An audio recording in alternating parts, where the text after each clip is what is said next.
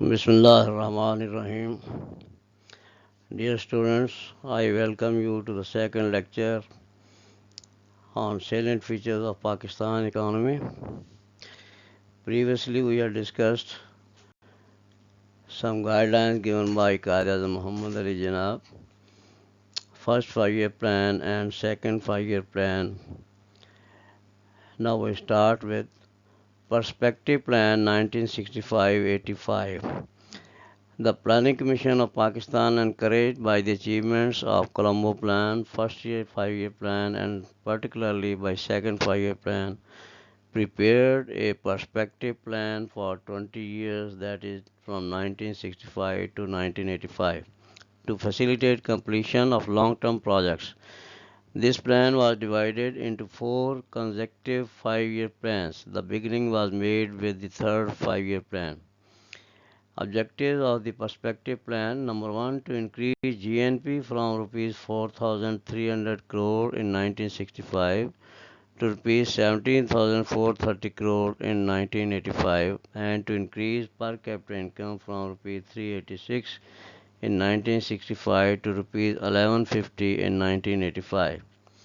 Number 2, to achieve full employment level. Number 3, here I should explain full employment means that all the available factors of production resources which are in the country that must be employed with fully utilization. This is called full employment level. No country has reached full employment level.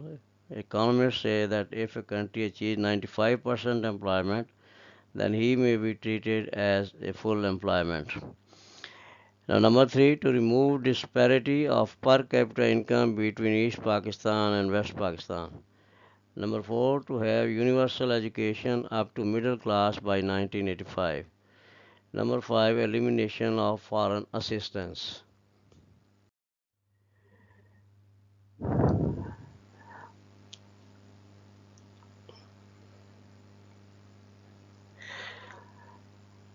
Then, perspective plan number 1, average growth rate of GNP would be 7.2% over the next 20 years.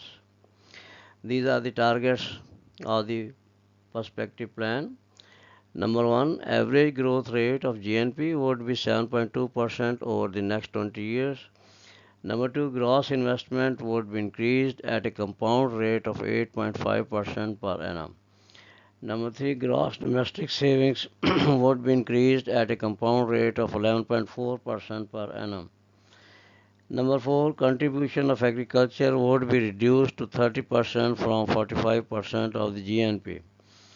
Number 5, contribution of industry would be increased from 11% to 21% of the GNP.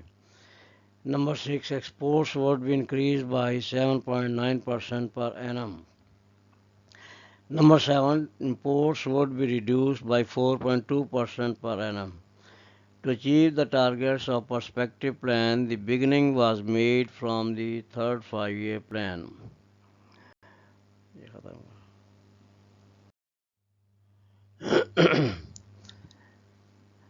Third 5-year plan 1965-70. The period of the plan was 1st July 1965 to 30th June 1970. It was approved by National Economic Council on 27th May 1965. Soon after the beginning of this plan, India attacked Pakistan. Due to this war, most of the domestic resources were diverted from development to defense sector. So the plan was revised in December 1965. However, the size, objectives and strategies of the plan were not changed. Size of the plan: a sum of rupees 5,200 crore was allocated as development expenditure. Out of this, rupees 3,000 crore was to be spent in the public sector and rupees 2,200 crore in the private sector. For East Pakistan was allocated rupees 1,600 crore and West Pakistan was allocated rupees 1,400 crore. The amount of private investment was distributed equally between the two wings. Out of rupees 5,200 crores, rupees 3,550 crore were to be provided by internal sources and rupees 1,650 crore by external resources. The objectives of the plan: number one, to increase national income by 37% and per capita income by 20%. Number two, to provide jobs to at least 5.5 million people. Number three, foreign exchange earnings would be increased to the level of rupees 480 crore. Number four, to develop basic industries. Number five, to raise agricultural production from 3% to 5% per annum by providing various facilities. Number six, rupees 70 crore to spend on family planning to control population growth. Number seven, more and more housing and educational health facilities were to be provided to poor classes. Better Number eight, better distribution of wealth and social security was to be ensured.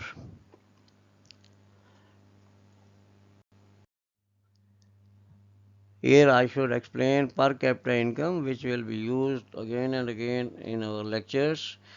Per capita income means the total national income divided by the total population. It means that what is the part of one person of the nation in the total national income. So, per capita income has importance when we study economic development because it reveals that this much amount is available per head in the country, and in this amount what facilities he can enjoy. Then achievements of the plan are: number one, export earnings increased by 6.5% against the target of 9.5%. Number two, the share of manufacturing sector in the exports increased by 55% at a rate of 7.8% per annum against the target of 10%. Here I should explain that the role or percentage of agriculture sector should be less than the manufacturing sector. This shows that the country is being industrialized and it is not no more the primary producer. Increase in manufacturing sector is a healthy sign for the economy. Number three, GNP increased by 22% against the target of 12%. Number four, growth rate in large scale manufacturing was 8.9%, the target was 12%. Per capita income rose to rupees 423 from rupees 365. Number six, a super highway of 90 miles between Karachi and Hyderabad was completed. Road transport made satisfactory progress. Number seven, ships in merchant fleet rose to 70 ships from 55 ships. Number eight, the planned target of 2,500 new post offices was achieved. Number nine, growth rate in the agriculture sector was 6.1% as against the target of 5%.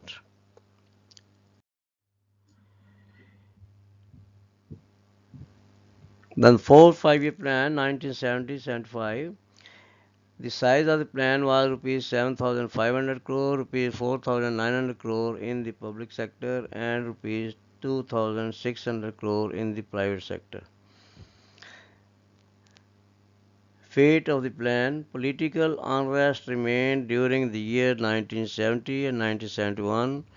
In December 1971, East Pakistan was separated with the aggression by India. The whole plan was suspended and a policy of development was made on the basis of annual development program. This was the greatest tragedy in the history of Pakistan because our wing East Pakistan was separated, which had more population as compared to West Pakistan, existing Pakistan.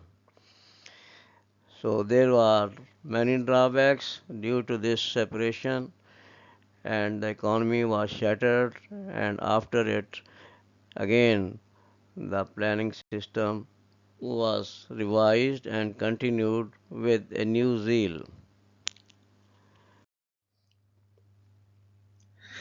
The fourth five-year plan scrapped due to the war with India in 1971, which ended with separation of East Pakistan. The annual development program was introduced after the end of Z.A. Bhutto's government in 1977. The fifth five-year plan was launched. The period of this plan was from 1st July 1978 to 30th June 1983. Size of the plan, a sum of rupees 210.2 billion was allocated as development expenditure. Out of it, rupees 128.2 billion were allocated in public sector and 62 billion in the private sector, while rupees 20 billion were outside the ADP, that is annual development program. 75% of the total expenditure was to be financed from internal sources and 25% from external sources. Objectives and achievements of the plan. Number one, annual growth rate of GNP 6% per annum was achieved against the target of 7%. Number two, increased per capita income reached at rupees 4,176 per annum. Number three, annual growth rate in agriculture sector was 4.4% against the target of 6%. Number four, growth in industrial sector, a growth rate of 9.7% was achieved against the target of 10%. Domestic saving increased to 8% of GDP against the target of 12%. Now students, here GNP and GDP, these two terms are being used. GNP means gross national product and GDP means gross domestic product. GNP is the market value of all the goods and services produced by the all nationals or residents of the country, whether living within Pakistan or outside Pakistan. But GDP includes all market value of all goods and services which are produced within the geographical boundaries of Pakistan. This is the difference between GNP and GDP.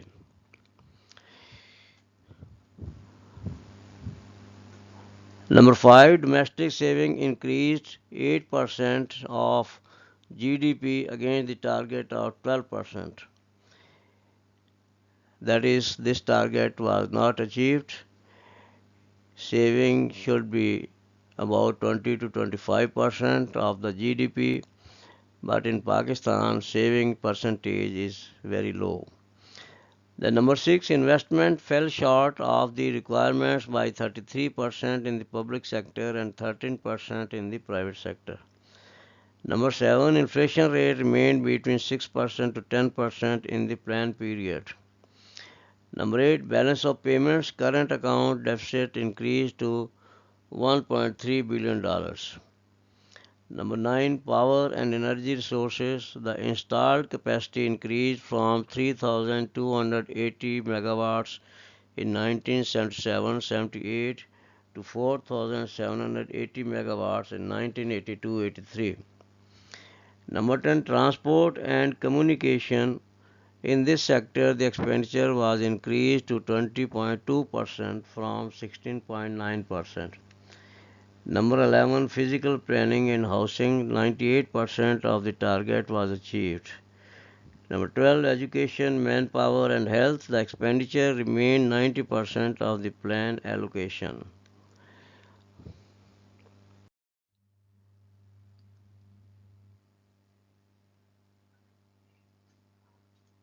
Then the next plan, sixth five-year plan, 1983-88.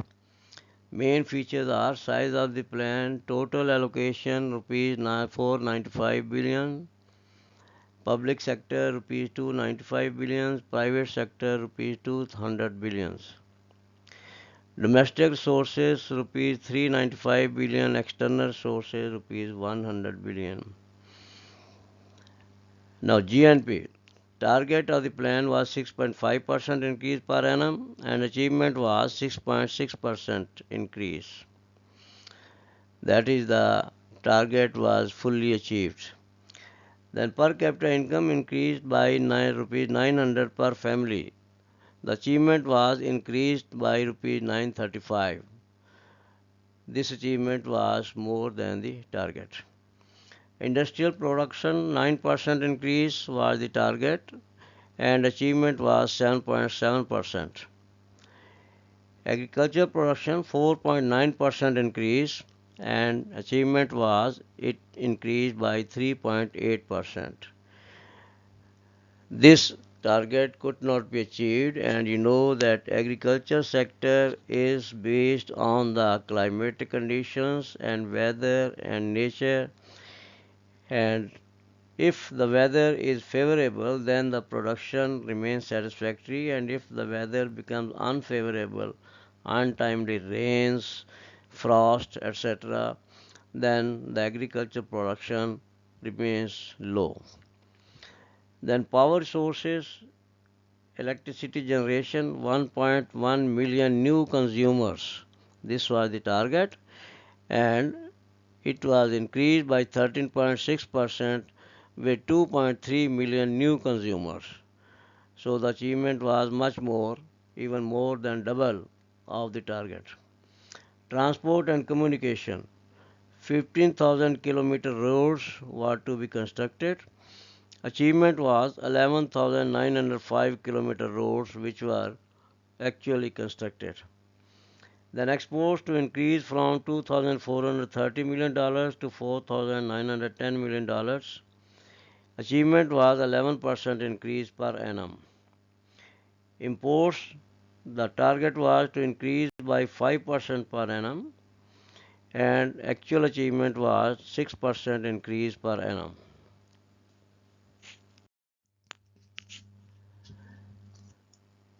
The seventh five-year plan 1988 to 93 main features are size of the plan rupees 660.2 billions were allocated, out of which rupees 322.95 billions were allocated in the public sector and rupees 292.4 billions in the private sector. Now, GDP growth, the target was 6.5% per annum and achievement was 5% per annum increase. Investment was rupees 660.2 billion. This was the target and achievement was rupees 682.0 billion.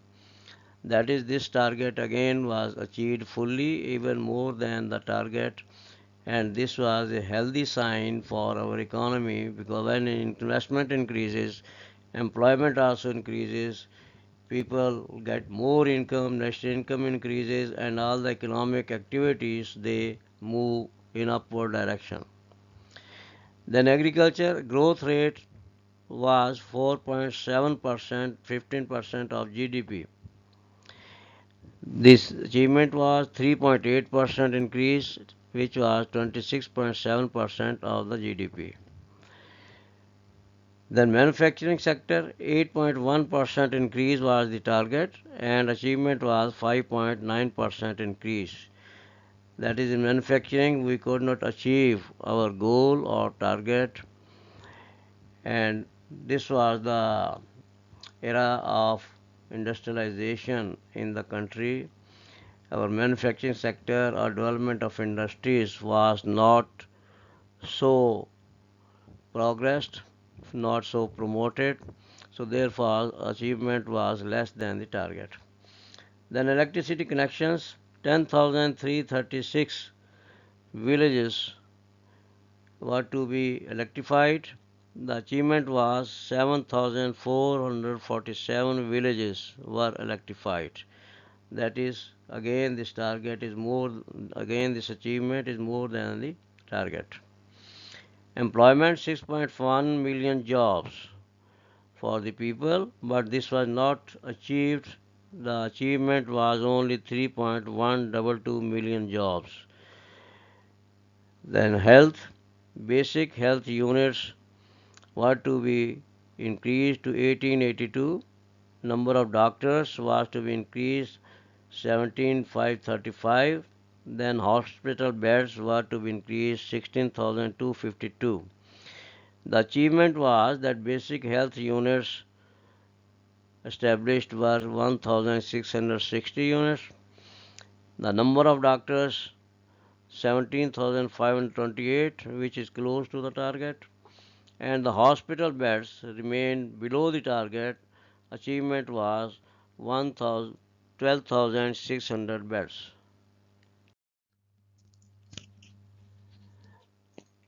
Then ninth five-year plan 93 to 98. Main features were size of the plan was rupees 1,701 billion, public sector rupees 752 billions, and private investment was rupees 949 billions. GDP growth target was 7% increase per annum, but achievement was 4.08% per annum. So our GDP remained below our target, and when the GDP is low, it means that the economy is not in satisfactory position.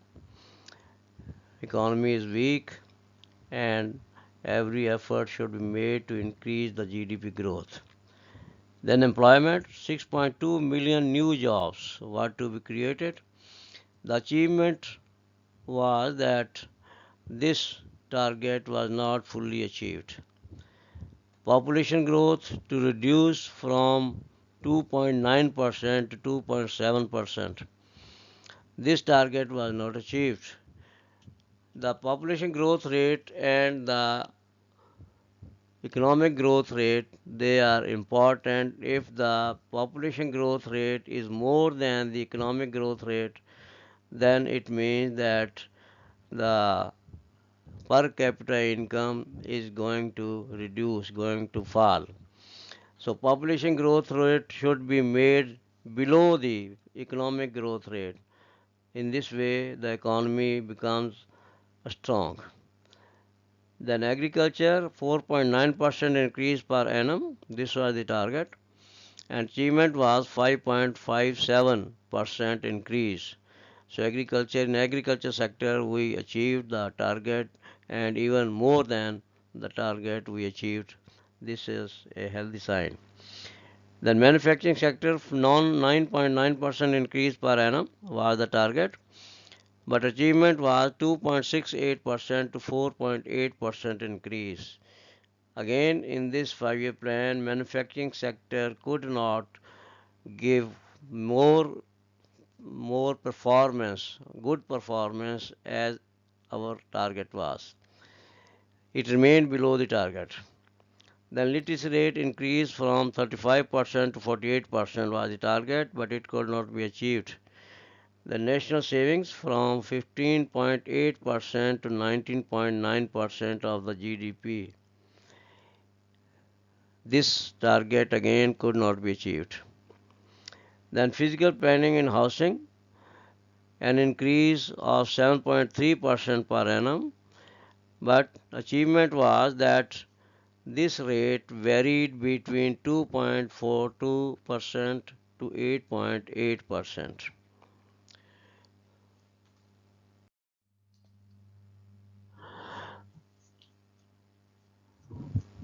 Then the 10th five-year plan 1998 to 2003. The targets of 9th five-year plan were not well implemented due to economic instability, nuclear test, freezing of foreign currency accounts, devaluation of rupee, and the Kargil war in 1998. The era of General Pervez Musharraf is known as the era of economic and political restructuring. During this era, the economy grew at an average growth rate of 5%, which was 2.6% in 2000-2001 to 8.4% in 2004-2005. These 2 years are mentioned because our calendar starts from 1st July and ends at 30th June. So the first year is means 1st July of that year, and the second figure shows the 30th June of the next year. A series of structural reform measures were initiated in such areas as privatization, deregulation, trade liberalization, banking sector reforms, capital market reforms, tax system and tax administration reforms, and agriculture sector reforms, etc. During this period, manufacturing sector grew 11% in 2001 to 2000 to 2001 against 3.6% in 98-99. Revenue collection increased to rupees 396 billion against rupees 308 billion. Debt servicing declined from 64% to 57% of total revenue. Debt servicing means which we pay the installments or markup or interest on the loans which Pakistan has taken from foreign countries or from other financial institutions like IMF, World Bank, etc. So the ratio debt servicing, if it is reduced, then it means that there is less obligations at the part of Pakistan to pay loans in future. Export increased from $7.8 billion to $9.2 billion. That is, exports also increased beyond our target. This was a healthy sign for the economic strength because exports are the main source of foreign exchange earnings, and that foreign exchange we utilize for imports, for payment for imports, and for debt servicing. These improvements had been taken place much before 9/11.